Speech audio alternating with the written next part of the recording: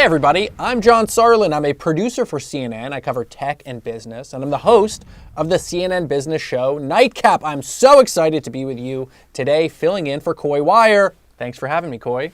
We got a lot of news today. Let's get started. We're going to begin with the latest news on Ticketmaster. Did any of you try to get tickets for the Taylor Swift concert recently? What about your favorite sports team? Well, if you did, chances are you probably saw tickets for those events on Ticketmaster. The company promotes itself as the way to buy and sell tickets online for concerts, for sports, for theater events. But Ticketmaster is in the news this week after the Senate Judiciary Committee held a hearing exploring whether the merger between Ticketmaster and the giant concert company Live Nation has led to a monopoly on tickets and harmed consumers by challenging any competition. In November, you might remember, Ticketmaster halted public ticket sales of Taylor Swift's Eras tour after a chaotic rollout of pre-sale tickets left fans scrambling and waiting hours in virtual queues for tickets. Congratulations to anyone who might have gotten them. But the debacle was so bad that it did something very rare. It united members of Congress from both the Democratic and Republican Party who fear that Ticketmaster now has a monopoly, meaning that they have exclusive control of the supply of tickets. We'll hear more on this now from CNN national correspondent Jason Carroll, who has more on the details of the hearing. Scores of Taylor Swift fans still haven't shaken off the bitter feeling of being shut out of the pop star's upcoming tour this March. Ticketmaster takes the $490 out of my account, but it crashed.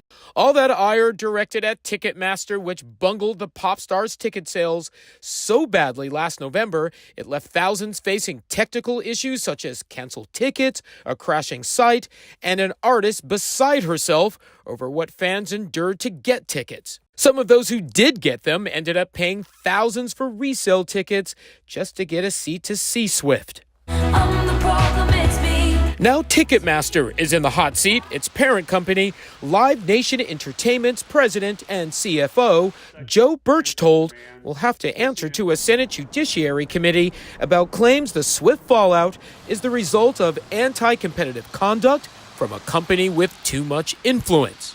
I've called for years for a change, and maybe Taylor Swift fans will finally put it over the edge. Berchtold is scheduled to testify Tuesday. Part of his planned testimony reads, "In hindsight, there are several things we could have done better. We apologize to many disappointed fans as well as to Miss Swift."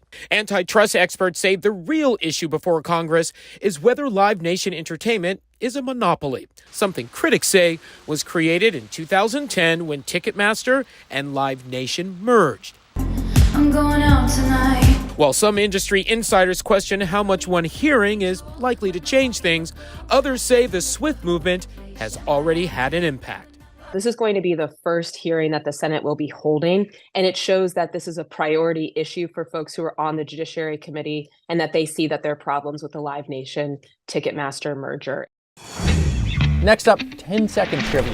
What region is surrounded by the Adriatic Sea, the Ionian Sea, and the Aegean Sea? Is it the Balkan Peninsula, the Amazon Basin, Patagonia, or Western Plateau?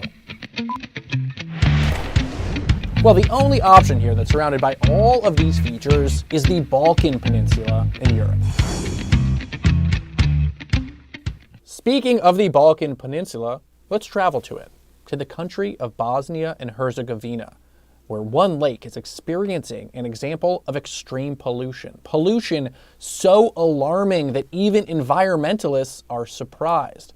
And look, ocean pollution is not unique to the Balkans, but this collection point provides a clear picture of what can end up in waterways when not managed correctly. CNN meteorologist Allison Chinchar has more on this story along the Drina River, where a clogged lake filled with downed trees and frozen trash is gaining attention. Snow falls on a lake on the Drina River. From up high, it's coated with frost, but get a little closer and you can see what's underneath the veneer of snow. A massive tangle of trash clogging the waterway. Even environmentalists are surprised by what ends up here. In addition to floating waste, such as plastic, there are also various household items, including refrigerators and stoves. There is nothing that is not present, but a significant problem is also fallen trees, which are very difficult to remove.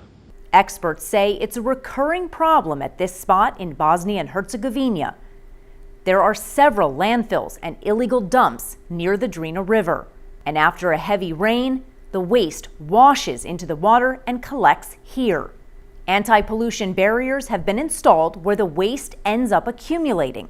Local authorities say the problem will continue until there is adequate waste collection and people dispose of their trash more responsibly. In addition to posing a significant health and environmental problem, this is a source of great embarrassment for all of us, as we seem unable to solve this issue for such a prolonged period. A lake of trash, far from what nature intended it to be. Next up, we're going to talk about the future of work and what exactly that looks like. So while many companies offered remote work and flexible and hybrid schedules during the pandemic, workers may now be entering an era of having to go back into the office. Companies from Apple to Disney to Starbucks are now requiring employees work from the office for more than half of the work week. Last week on Nightcap, my show, CNN's digital show focused on business and tech news, I spoke with the CEO, Ed Zitron, about what workers can expect in 2023. You can also sign up for the Nightcap newsletter and watch the show on CNN.com with new episodes every Thursday. Let's see what Ed has to say. The battle over working from home has entered a new phase. Disney just threw down the gauntlet, requiring workers to be in the office 4 days a week. And beginning March 1st, 2 days later, Starbucks ordered corporate employees back to the office 3 days a week. Other companies are enforcing mandates as well. And Jane Fraser, the CEO of Citigroup, one of the only big banks to fully embrace hybrid work, just said this at the World Economic Forum. We do want people collaborating and they do collaborate better together. In productivity, you can see how productive someone is or isn't. And if they're not being productive, we bring them back to the office or back to the site and we give them the coaching they need until they get their productivity back up again. So with a tight job market, workers felt like they had the power to resist mandates to return to the office. But with all the big layoffs lately in tech, media, and other corporate jobs, has the power shifted back to the employers? Ed Zitron is the founder of Easy PR, who has written about working from home for The Atlantic and his newsletter, Where's Your Ed At? So Ed, is it over? Have we reached the tipping point where this kind of workplace tug of war has now shifted back to the employer because workers are afraid of losing their job? I think that there is an implicit threat from companies around this. Now that there is a rockier economy, that there are layoffs happening, they're basically saying, we're not going to fire you, but we need you back in the office due to reasons we will probably never explain to you. The reality is, it's not going away. Remote work is not going away, but big companies, Starbucks, Disney, and so on, are using their leverage here of we're a big company and you want stability to say, come back in the office because it makes us happy.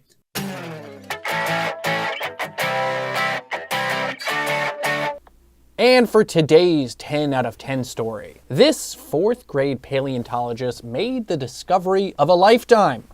On Christmas morning, while walking on a beach in Maryland, Molly Sampson discovered a massive 5-inch tooth from a prehistoric megalodon shark. Meaning big tooth, the megalodon is an extinct species of mackerel shark that lived approximately 15 million years ago. Molly's mom said that children around the globe have sent letters to Molly sharing their excitement at her discovery. Good job, Molly. Last up, we can't forget to give a shout out. Today's special shout out goes to Mendota High School in Mendota, California. We see you. We thank you for watching. And for you and everybody else watching around the world, I hope you have a wonderful day. I'm John Sarlin. It has been awesome hanging with all of you on this Wednesday. Have a great day.